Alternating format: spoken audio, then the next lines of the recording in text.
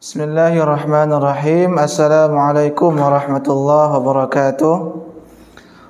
Alhamdulillah, wassalatu wassalamu ala rasulillah wa ala alihi wa sahbihi wa man walah, wa la hawla wa la quwwata illa billah. Pemirsa YouTube yang dimuliakan oleh Allah Subhanahu wa taala, alhamdulillah kita di hari ini, di bulan Ramadan ini, kita sudah memasuki bulan Ramadan. Kita bermohon kepada Allah Subhanahu wa taala kita diberikan kemudahan untuk melaksanakan aktivitas amal soleh di bulan Ramadan ini, dan kita bermohon kepada Allah amal ibadah kita semuanya diterima oleh Allah Subhanahu wa taala. Hadirin sekalian, pada kesempatan kali ini kami atau saya ingin menyampaikan tentang amal-amal dalam Islam yang insya Allah dapat melancarkan rezeki kita, rezeki dari Allah Subhanahu wa taala. Ada beberapa amal-amal soleh yang Allah tetapkan kepada kita sebagai wasilah perantara untuk meluaskan rezeki, memperlancar rezeki kita dari Allah Subhanahu wa taala.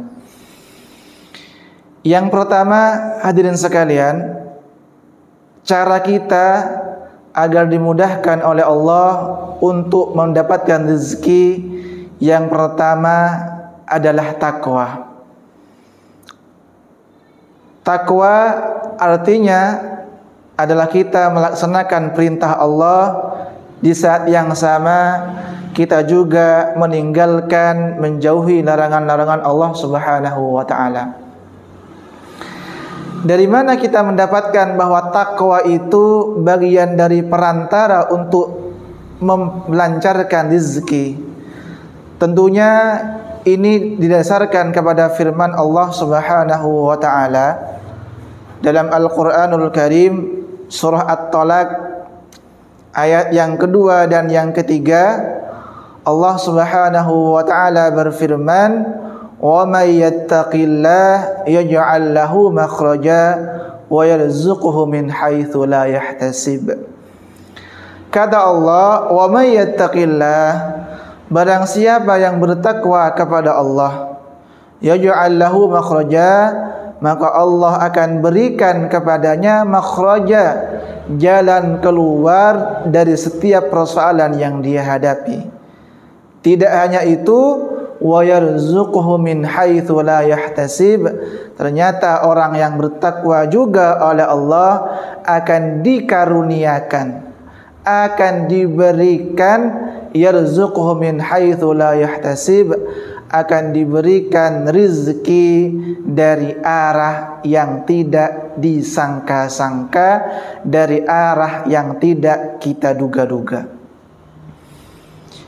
Jadi hadirin sekalian, sudah sangat jelas bahwa dalam ayat ini, At-Talaq ayat yang kedua dan yang ketiga, memberikan penjelasan kepada kita bahwa memang takwa, dari sekian banyak keutamaan dari takwa itu, salah satunya ternyata persoalan-persoalan yang kita hadapi diberikan jalan keluarnya oleh Allah, termasuk persoalan ekonomi yang mungkin kita hadapi juga diberikan jalan keluar solusinya oleh Allah Subhanahu wa taala, dalam arti Allah memberikan rezeki kepada kita yang barakah, yang luas, dari arah yang tidak disangka-sangka.